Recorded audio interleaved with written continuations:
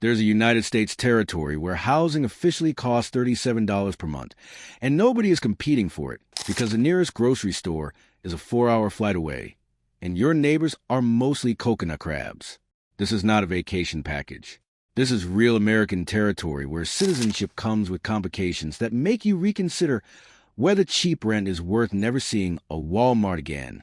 Most people think U.S. territories are just Puerto Rico, maybe Guam if they stayed awake during history class, and that one island their cousin visited on a cruise. But here's what nobody mentions. America controls island territories, so forgotten that the government itself sometimes forgets to include them on official maps. Places where living costs can drop to almost nothing, not because they are paradise deals, but because nobody wants to be there and the government is mildly embarrassed they still own them. We are breaking down 13 actual United States territories where housing costs range from absurdly cheap to technically free, assuming you are willing to trade Starbucks and reliable electricity for existential isolation and learning which bugs are safe to eat. Some of these places have populations smaller than your high school graduating class. Others have infrastructure so outdated you will learn to appreciate the Postal Service in ways that border on spiritual. And one place has housing available for the cost of promising you will stay there, which should immediately make you suspicious. Subscribe now, because one day you might need to know which American islands will take you and nowhere else will. And this channel is basically your guide to territorial living nobody asked for, but everyone eventually needs. Let us count them down. Number 13, Jarvis Island Subsistence Theory. Jarvis Island sits in the South Pacific, covers less than 2 square miles, and has a population of exactly 0 humans and approximately 1 million seabirds who have made it very clear they are not interested in roommates. This island is technically American, part of the U.S. minor outlying islands, and completely closed to public access. It is a wildlife refuge where the wildlife has successfully negotiated humans out of the lease. If you could hypothetically live on Jarvis, which you absolutely cannot because federal law prohibits it, your housing costs would be 0 because housing does not exist. There are no structures except the ruins of a failed settlement from the 1930s when the government tried putting civilians there. That experiment lasted 4 years before everyone admitted defeat and evacuated. The island has no fresh water. Rainfall is your only source, and rain is unpredictable. There is no soil for growing food. You're standing on coral and bird droppings. There is no shade except what you create. The sun is relentless, and heat exhaustion is not a possibility, but a timeline. Jarvis represents the extreme theoretical end of cheap living. Free housing because society does not exist there. One researcher who visited on a permitted expedition described it as beautiful in a way that makes you understand why humans should not live everywhere. The seabirds have created an ecosystem that functions perfectly without people. The island works because we are not on it. Picture yourself hypothetically on Jarvis. Your rent is 0. Your reality is collecting rainwater, eating whatever fish you catch, and accepting that the nearest human is potentially hundreds of miles away. Sometimes free housing costs everything else. Number 12, Kingman Reef Navigational Hazard Living. Kingman Reef is technically a territory, practically a navigational hazard, and legally a place where living would mean explaining to the Coast Guard why you are camped on a reef that barely breaks the ocean surface. Kingman sits northwest of American Samoa, covers about 11 square miles at low tide, and most of that is underwater. At high tide, you are looking at sandbars and coral that might stay dry if you are lucky. The reef has no permanent land. What exists above water changes with tides and storms. The highest point is about 3 feet above sea level on a good day. Housing costs are 0 because housing is impossible. You cannot build on a reef that floods twice daily. There's no fresh water, no vegetation, and no reason any human would choose this except for making a point about cheap rent. The population is 0. It has always been 0. Even the U.S. Navy avoids it because running aground on Kingman has ended several ships. If you attempted to live here, your costs would include everything needed to survive on a partially submerged reef, which is to say survival itself becomes a full-time expense. You would need a floating platform, desalination equipment, constant food resupply, and acceptance that one serious storm would erase everything. One scientist studying the reef described it as one of the healthiest marine ecosystems precisely because humans cannot ruin it. The reef thrives because we cannot live there. That is its value, being so inhospitable that nature wins by default. In short, Cayman offers free housing, if your definition of housing includes sleeping on coral while waves wash over you twice daily. Picture yourself on a sandbar at low tide. Rent is free. The ocean is pristine. Then high tide comes, and you are standing in 3 feet of water, wondering if cheap living should include this much swimming. Number 11. Serranilla Bank Maritime Claim Living. Serranilla Bank is a submerged reef bank in the Caribbean that the United States claims, Colombia also claims, and nobody actually lives on because it is mostly underwater. This is disputed territory where housing costs nothing because housing cannot exist. The bank covers about 500 square miles, but only tiny portions break the surface. What does appear above water are coral outcrops barely large enough for seabirds to land on. The United States maintains its claim for maritime and fishing rights. Strategically, controlling Serranilla means controlling surrounding waters. Practically, living there would require amphibious capabilities. If you somehow set up on Serranilla, costs would theoretically be zero for land because ownership is disputed and enforcement is non-existent. But surviving would require floating structures, constant resupply, and explaining to multiple governments why you are squatting on a reef bank they are arguing about. There are no resources, no shelter, and no legal framework for civilian habitation. The weather includes hurricanes that regularly reshape what little reef exists above water. Someone who sailed near Serranilla said it looks like a beautiful reef system that happens to be in the middle of nowhere with nothing to support human life. It is significant on maps and useless for habitation. The appeal is purely theoretical. Free housing on American territory if you ignore that the territory is underwater most of the time. In short, Serranilla represents housing so cheap it is free, mainly because the ocean repossesses it twice daily. Picture your floating platform anchored to coral. You are technically on U.S. territory. Rent is zero. Then a storm approaches, and you realize affordable housing should not require evacuation plans every week. Number 10. Bao Nuevo Bank, the other disputed reef. Bao Nuevo Bank is Serranilla's neighbor in disputed reef living. The United States claims it, Colombia claims it, Jamaica has mentioned they might want it, and the reef itself remains blissfully unaware of geopolitical drama. Bao Nuevo is another mostly submerged bank with tiny coral outcrops. At low tide, you might find areas the size of a parking space above water. At high tide, it is all reef and ocean. The bank spans about 25 square miles of submerged reef. What appears above water could not support a garden shed, let alone a residence. The United States maintains a claim for maritime purposes. Civilians are not welcome, not because of enforcement, but because nature enforces the no trespassing policy. Living costs would be zero because, again, you cannot live somewhere that floods constantly. Fresh water does not exist.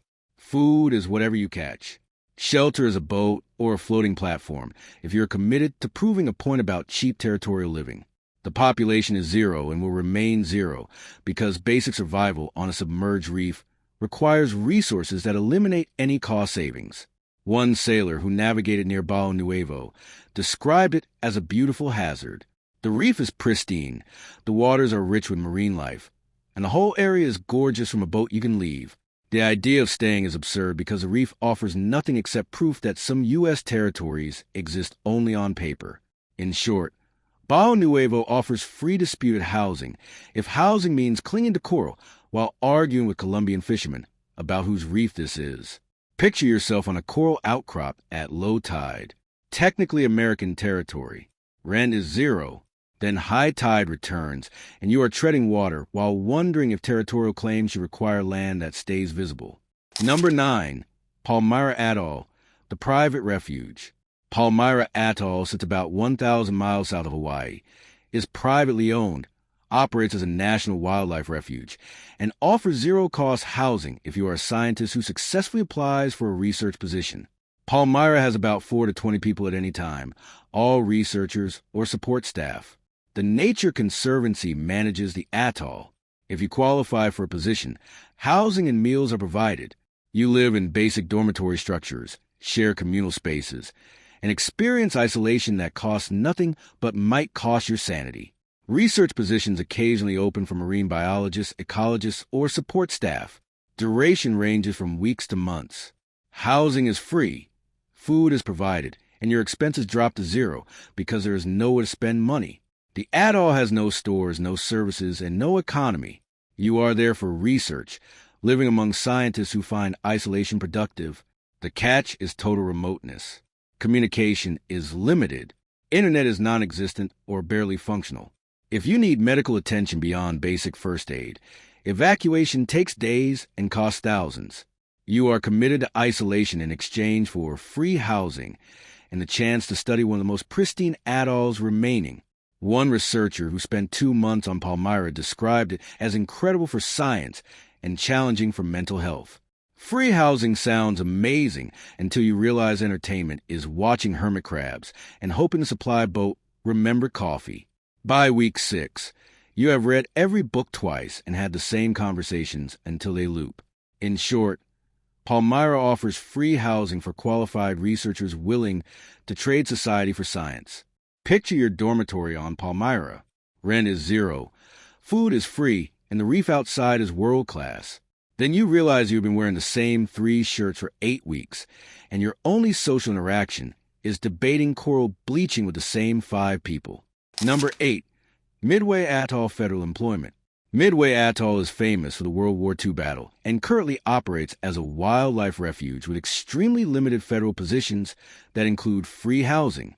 Midway sits 1,300 miles northwest of Honolulu, has fewer than 60 residents, and exists mainly to support wildlife management and maintain the airfield for emergency use. U.S. Fish and Wildlife Service employs refuge staff and contracts maintenance workers. These positions include government housing and meals. Salaries follow federal pay scales. Contracts last for months to years. Your housing cost is zero because lodging is provided. Food is communal cafeteria style. Your expenses drop dramatically because there is nothing to buy. The island has no stores, no economy, and no entertainment except what you create. The job market is non-existent outside federal positions. You apply through official channels, wait for rare openings, and accept that getting hired means living on a tiny island with 50 people. Social dynamics matter intensely. Personality conflict become major issues because you cannot escape them. The population is small enough that everyone knows everything about everyone. One contractor who worked 18 months described it as financially smart and socially claustrophobic. Housing was fine, meals were adequate, but entertainment was walking the same beaches until you memorized every coral formation. By month 10, cabin fever was a documented medical concern among staff. In short, Midway offers free government housing through rare positions requiring tolerance for isolation that breaks most people. Picture your room on Midway. Rent is zero, meals are provided, and albatrosses nest everywhere. Then you realize you've seen the same 50 people every day for 6 months, and the supply ship that was supposed to bring fresh vegetables is delayed again. Number 7. Wake Island Contractor Positions. Wake Island is a coral atoll 2,300 miles west of Hawaii that serves as an emergency airfield and missile testing facility.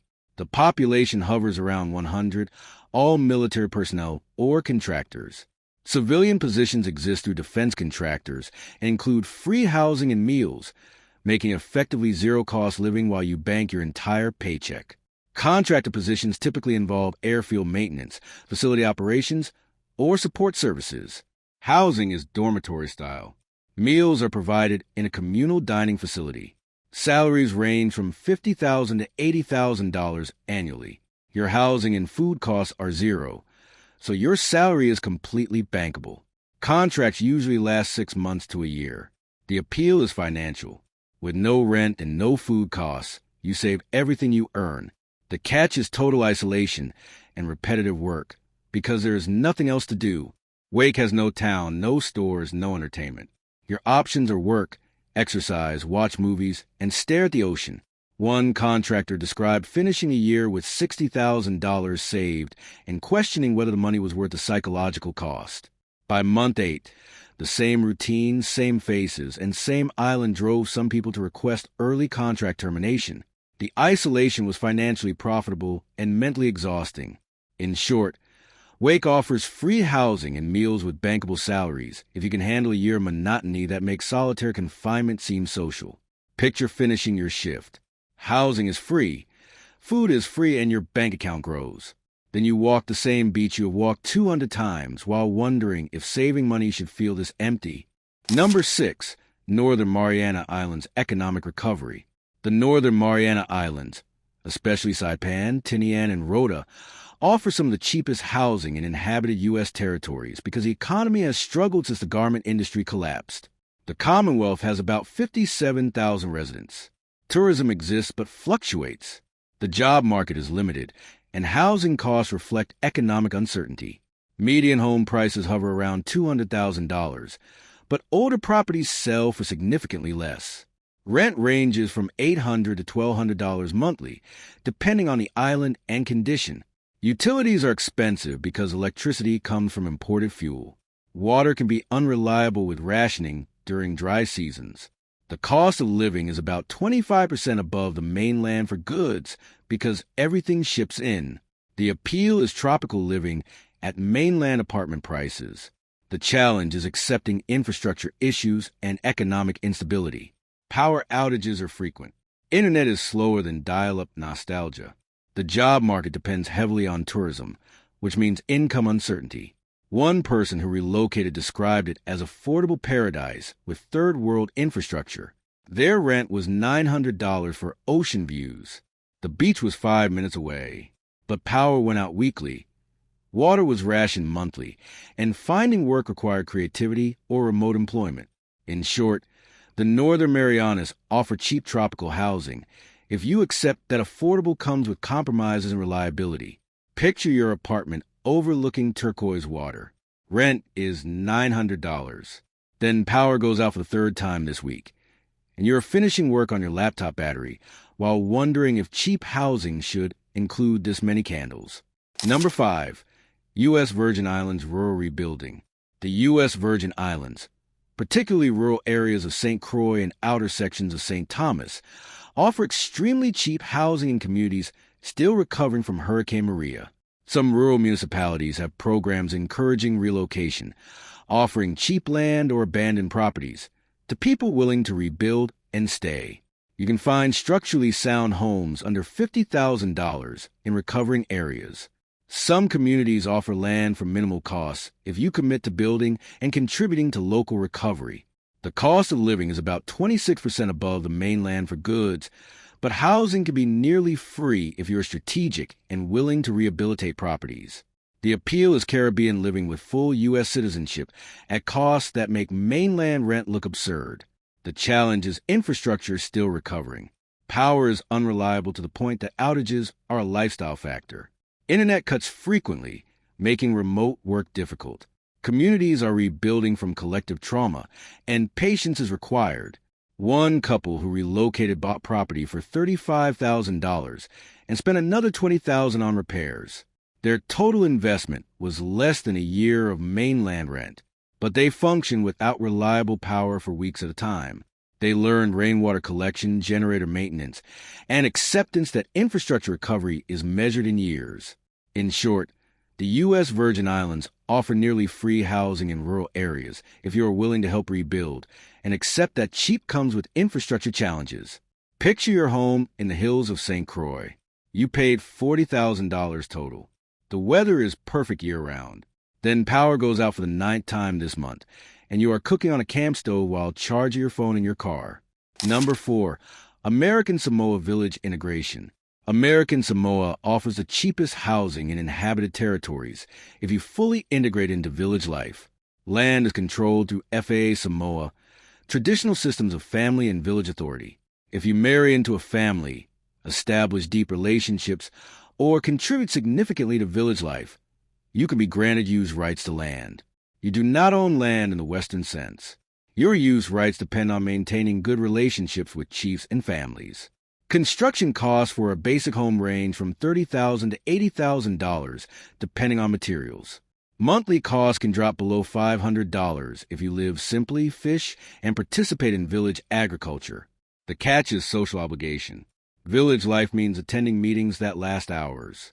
Contributing financially to events like weddings and funerals is expected. Saying no damages relationships and jeopardizes your land rights. You trade financial rent for social obligation. Your cost may be near zero, but your time is not your own. One person who attempted village living described it as the cheapest housing they ever had, and the most socially demanding. Land was essentially free, but they were expected at every function, and asked to contribute $500 to a wedding they had not budgeted for. Refusing was not culturally acceptable. They saved money on rent, but spent it differently on obligations they had not anticipated. In short, American Samoa offers nearly free housing through village integration if you are willing to exchange financial costs for social responsibilities. Picture building your home on family land for $40,000. Monthly costs are $400. You wake to ocean sounds. Then you are expected at a 6-hour village meeting, a family funeral, and a communal work day. Sometimes cheap rent costs everything except money. Number 3. Guam military and contractor housing. Guam is a strategic military hub with about 170,000 residents. For military personnel and defense contractors, housing is either provided at no cost or subsidized through allowances that cover most or all rent. If you're not military or a contractor, Guam is expensive. If you are, housing costs effectively drop to zero. Military housing is provided for service members and their families. Defense contractors often receive housing allowances of $2,000 to $3,000 monthly as part of compensation packages, which cover civilian rent entirely. Civilian rent ranges from $1,500 to $2,500 monthly. Median home prices are around $400,000 for non-military buyers. The appeal is earning mainland or better wages with housing completely covered. You bank what would normally go to rent. The catch is you are 6,000 miles from the mainland. Typhoons are regular. Traffic is absurd because one main road serves the whole island. Brown tree snakes are everywhere and invasive. One contractor described Guam as the best financial decision and the most frustrating daily experience. Housing was covered, so they saved $2,500 monthly, but they spent 90 minutes in traffic driving 8 miles. Power went out weekly, and a snake fell from their ceiling during a video call. In short, Guam offers effectively free housing if you're a military or a contractor, but you trade convenience and proximity for isolation and infrastructure challenges. Picture your housing allowance covering your entire rent. You are saving thousands monthly. Then you spend 2 hours in traffic, and power goes out during your 10th Zoom meeting this month. Number 2, Navassa Island Survival Theory. Navassa Island sits between Jamaica and Haiti, covers about 2 square miles, and is completely closed to civilians. The island is disputed territory claimed by Haiti, but administered by the United States as a wildlife refuge.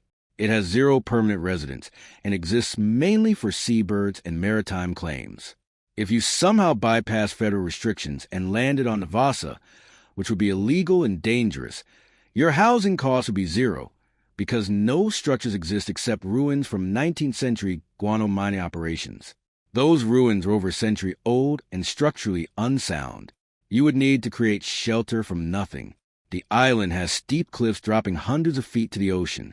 Landing is dangerous with limited beach access. There is no fresh water, no food except what you catch, and no communication.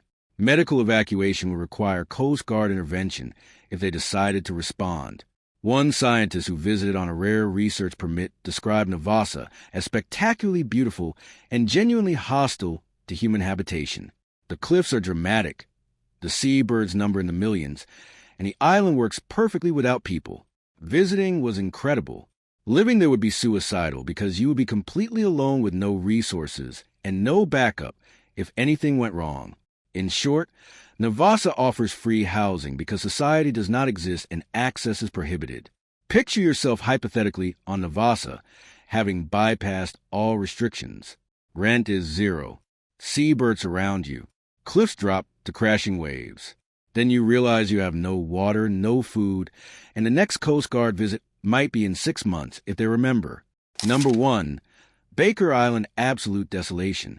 Baker Island takes the top spot as the most forgotten territory, where living costs would be zero, because absolutely nothing exists to cost anything, and survival itself would be nearly impossible. Baker sits near the equator, covers about 1 square mile, and has a population of 0 humans and thousands of seabirds who have made it clear they are not accepting applications. Baker is part of the U.S. Minor Outlying Islands, administered as a wildlife refuge that is completely closed to public access. The island is flat coral-based with almost no elevation. There are no trees, no fresh water, and no vegetation beyond scrub that barely survives. The island is exposed to brutal equatorial sun with no natural shade.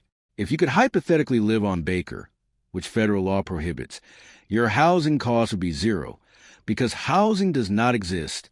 Historical structures from a failed colonization attempt in the 1930s have eroded to nothing. You would need to bring everything to survive because the island offers nothing. There's no fresh water source. Rainfall is your only option, and rain is unreliable. There is no soil for agriculture. You are standing on coral and bird droppings. Heat exhaustion is guaranteed. Isolation is absolute because Baker is hundreds of miles from any inhabited land. One researcher who visited on a scientific permit described Baker as one of the most desolate places under American control. The seabirds have claimed it completely. The island functions because humans are not there. Visiting made clear why it remains uninhabited. Living there would not be cheap living. It would be slow death with zero rent. In short, Baker Island offers the cheapest housing in any U.S. territory because housing is a concept that does not apply to a hostile coral island that barely supports seabirds. Picture yourself on Baker after somehow bypassing all federal restrictions. Your rent is zero. The ocean stretches in every direction. Seabirds circle overhead. Then you realize you have no water, no food, no shelter, and no rescue coming. Sometimes the cheapest option costs everything, including quite possibly your life. Be honest. Would you move to a forgotten U.S. territory if housing was nearly free, but society was completely absent? Yes, I am that ready to escape.